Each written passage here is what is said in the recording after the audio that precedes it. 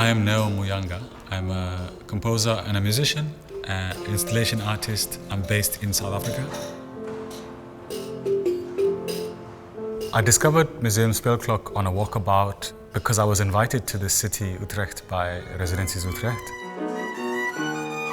I have always been a huge fan of musical machines. Music boxes are things that I have collected for many years. I've come to Museum Speelklok to find out more about how music machines, musical instruments are made.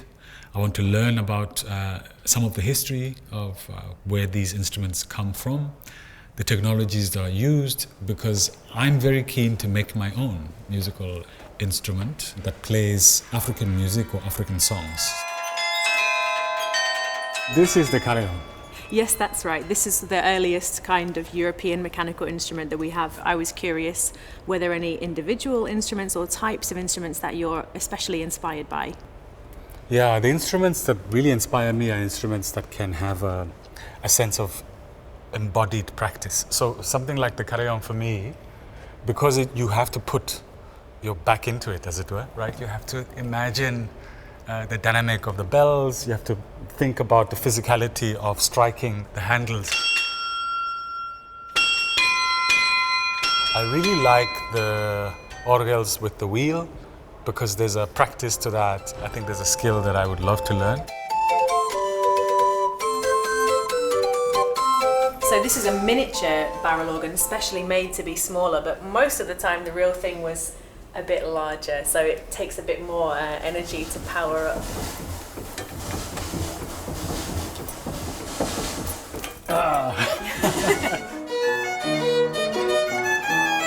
And then the other side is I like the mechanical instruments that play stringed instruments. The idea of making this emotional approach with strings from some mechanism that is completely exact, I find really interesting. As we listen to this instrument, does it start to give you any more specific ideas about what kinds of elements you'd like to bring into your own design? Yeah, absolutely. Firstly, I think it's really bringing in an acoustic instrument. We really want to work with Neo on this project, partly because it's an opportunity to close a huge gap in our current collection. So we have lots of instruments from Europe, but we don't have any instruments that play African music. We don't have any instruments that are built to play African styles of music. So we really want to close those gaps and make sure that we're telling a more representative story. And this is our clockmaker's workshop. Lucky enough to be able to come and visit the workshop where I get to see what's behind the scenes in terms of restoration, repairs, and the special qualities that go into arranging for these instruments also. What are you planning to make? What kind of instrument? Well, I've been thinking a lot, inspired by something I've seen here. It looks like this. And so it for me reminds me of an instrument that is traditional where I come from. Families in Mozambique make what's called the mbila. And these are strips of wood. And the thickness of the wood is what gives you the tuning, which would act like a comb. And then somehow a mechanism to strike it that is being driven. So I saw one of these, for example. This instrument you had on your picture. Yes. The glochelmobiel.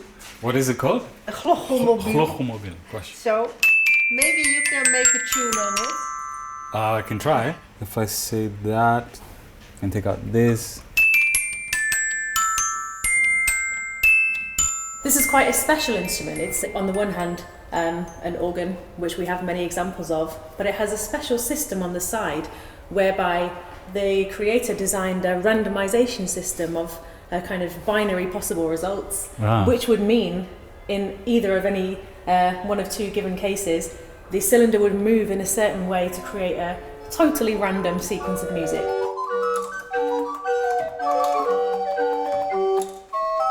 The idea of these small pins and how you then manipulate them to retune in a way that might be similar to a technique called maskandarizing in South Africa. And I wanted to retune this music box in maskanda fashion. And I tried to do it myself and really didn't have the tools because it's so minuscule. And somebody said to me, you must find a jeweler who would help you. So I took this precious box of mine to a jeweler who had small instruments to try and manipulate the tuning. And she tried, she did her best, but it was completely a fool's errand. The box tuning was completely destroyed. So Neo, when you were explaining some of the differences between African and European music, you talked about the pentatonic scale. Could you maybe just show us what that is? Sure. Penta means 5, right? So if you learn music theory in the West, the idea of the octave, right? The 8 notes that form 1 octave. Pentatonic just means you use 5 of those tones and not all of them. The first, the second, the third, the fifth, the sixth, and again you're at the octave. So the song that I was playing around, or the idea that I was playing, it takes advantage of this 5 note. And I was playing it down here.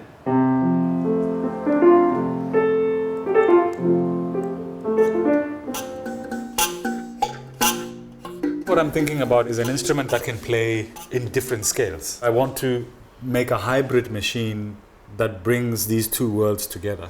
Well, in fact, this is just a kind of a music box. Right. I also think if I see this, that there is a way of tuning this, so you can hammer it a bit further on or way back. Yeah. And you can, of course, let these fingers a bit more space in between so that it will be easier to adjust these bridges. I'm thinking this is back at home. It may be a kind of nostalgia, maybe a memory of community and collective engagement.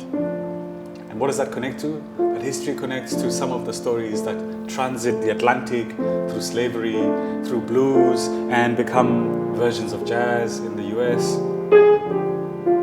That still speaks of a kind of a black diaspora, but in slightly twisted terms. And then here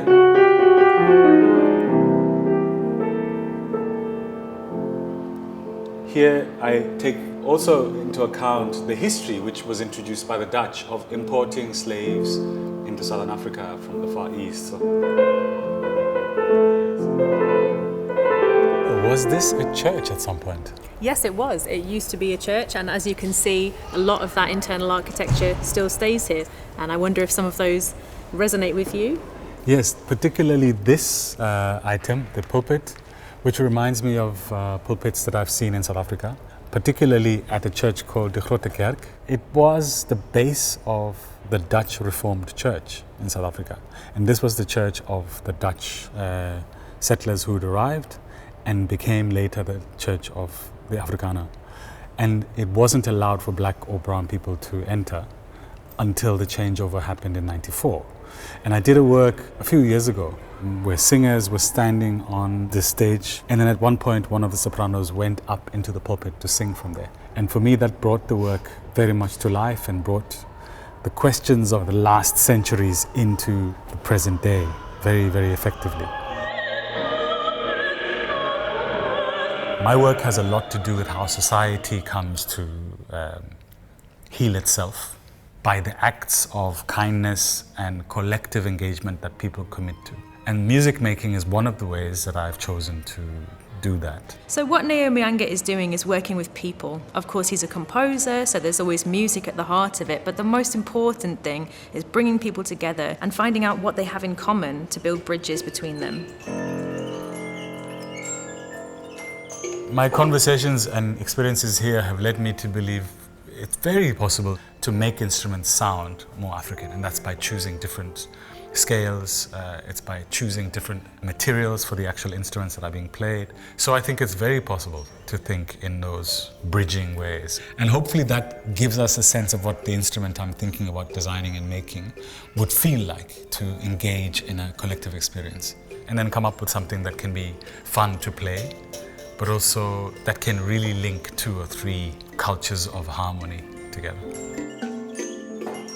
This is an instrument that works on principles similar to the glockenmobile. It is made out of a wooden frame The wooden body of the motombila houses a resonating cavity shaped to act similarly to a calabash. The motombila is operated via a manual flywheel. The instrument is designed to support attachments such as tuning forks or other compatible accessories.